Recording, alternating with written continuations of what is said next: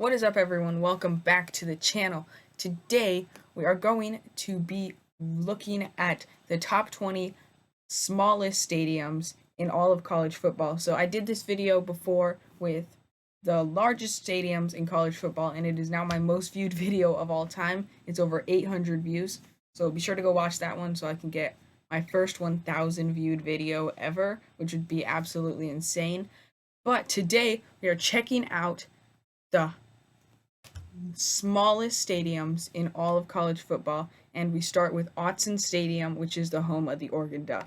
Now, the stadium definitely isn't small. It's got a capacity of 54,000, but honestly, for as big of the fan base that Oregon has, I feel like they need a bit of an upgrade. It's a really cool stadium, like, see the wave going around, it's very cool, but it is still a 20th smallest stadium in the not the NFL, in college football, which actually really surprised me. At number 19, we have Byrd Stadium, which is the home of the Maryland Terrapins, and they are tied with Oregon for 20th, but we just put them at 19. They have a capacity of 54,000 as well. They obviously have a smaller fan base than Oregon, but it's still a decent looking stadium. It's Capital One Field at Byrd Stadium, so they probably don't sell out most of their games. I'm guessing they're not quite as big of a school or a fan base, but they are number 19. Next up, at number 18, we have Folsom Field, which takes a big jump from 45K to 53.6K. We have Colorado, which surprises a lot of you probably because that's all the media is talking about nowadays is Colorado and what Deion Sanders is doing there. But before this year and all the bandwagoners hopping on that train, they did not have that big of a fan base because Colorado was bad for like the last 20 years. And now they sell out all their games at Folsom Field, but that is just because of Deion Sanders.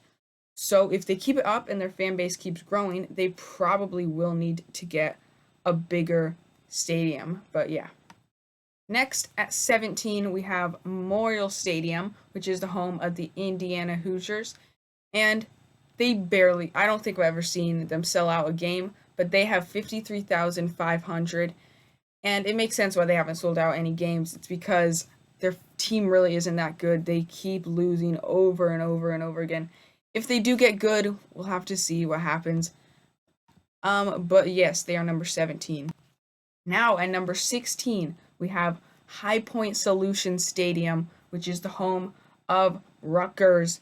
And they have a capacity of 53,400, so just 100 less than number 17 at Indiana. But they are number 16, and yeah, they're another Big Ten school who also doesn't play very good. And yeah, I can't talk today. Let's just move on.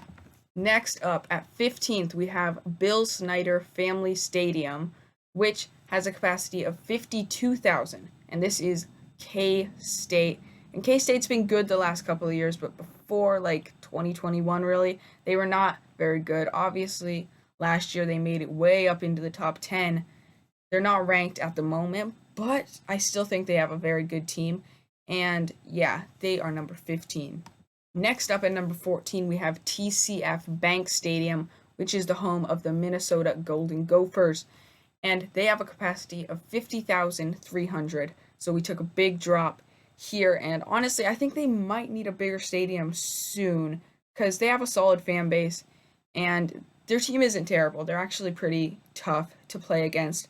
So we'll have to see what happens there if they're getting a renovation soon. It looks relatively new, though. Next up, we have another stadium that really surprised me. We have Memorial Stadium, the home of the Kansas Jayhawks, and they have 50,100, so just less than the last one. And yeah, I think they should get a renovation to improve the seating a little bit because this is way too small for as big of a fan base that they have and how good the team is really. I mean, last year they did really well. This year, they haven't played incredible, but they've played solid. I believe they snuck into the top 25 for the first time this week. But yeah, there we have it at number 13, Kansas Jayhawk Memorial Stadium. Next up at number 12, we have Stanford Stadium, which is obviously the home of Stanford. And they have a capacity of exactly 50,000. So Stanford is not that good of a team, at least not recently. Out in California, they have a very tough division, and I'm pretty sure they're moving divisions this year. I'm not 100% sure on that, but I think their stadium needs to stay as it is. Their fan base is not really that strong. Next up at number 11, we have Amon Carter Stadium, the home of TCU, which also has exactly 50,000. And as we can see, home of the TCU Horned Frogs, and they always sell out their games pretty much, at least recently, since last year, obviously, getting in to the national championship, which no one expected at the beginning of the year. And then they slowly made their way up with Max Duggan, the incredible quarterback. But they don't have Duggan anymore. And yeah, they've been in a bit of a slump so far this year, especially after losing to Colorado game 1, which really just sent their season downhill. So there we have it at number 11, Amon Carter Stadium. Next up at number 10, we have Ryan Field, the home of Northwestern, and they have a capacity of 49,256, and we are in the top 10 of smallest stadiums in the NFL. Penn State just played at Northwestern. I'm a Penn State fan, and yeah, the stadium was so empty. It actually shocked me, but especially for a big game like that, that's going to be their biggest game this year unless they take on Ohio State or Michigan. But it was empty for such a huge game like that, so that really shocked me. But yeah, their fans just really don't show up too much. Now at number 9, we have the Carrier Dome, the home of Syracuse, and they have 49,250, so just 6 less seats than Northwestern. And they play basketball and football in this stadium, which is crazy actually. As you can see, they have the banners hanging up back there and the field. So they cut off half the field during basketball season and play it over there. I think that's really weird. I think they should have a separate stadium. And if they're not going to have a separate stadium, this at least has to be bigger. Syracuse, for the fan base they have, they do not deserve to be the 9th smallest stadium in the country. Next up is another team who I know is getting a new stadium very soon, or at least some huge renovations, and it is Research Stadium, the home of Oregon State. They have just over 45,000 capacity, and I know they are getting a renovation very soon. But this is a really small stadium at number 8, especially for Oregon State, who's been really, really good recently. Oh, and I forgot to mention, this is only Power 5 stadiums, so there's not going to be any super tiny stadiums. But here, a big surprise, we have at number 7, Rice Eccles Stadium. I think I said that right. But they have 45,000 capacity, and this is crazy because Utah shows up and they make the atmosphere incredible. But at number 7, they have a very, very small stadium. Next up at number 6, we have McLean Stadium, the home of Baylor, which has exactly 45K. And yeah, I'm honestly surprised by a lot of these. I feel like they would have more because, as you can see in this picture here, it's pretty much sold out for the most part. So a little bit surprising. A lot of these stadiums need to be redone. They all look pretty nice, but I don't know, they just don't have much seating. At number 5, we have Alumni Stadium, the home of Boston College, and they have 44,000 capacity. And yeah, this is no surprise. Boston College doesn't have the strongest fan base. They don't have many fans. It's a smaller school. I believe it's a private school as well. So this isn't really surprising though, but they are number 5. Next, at only 40,550, Vanderbilt Stadium, at Vanderbilt obviously. And this stadium, this picture right here says it all, I think. How is this possible? Unless this is a spring game or something, this is insane. But I mean, Vanderbilt, not that big of a fan base. It's pretty small, but this is just wild. There's 2,000 people there.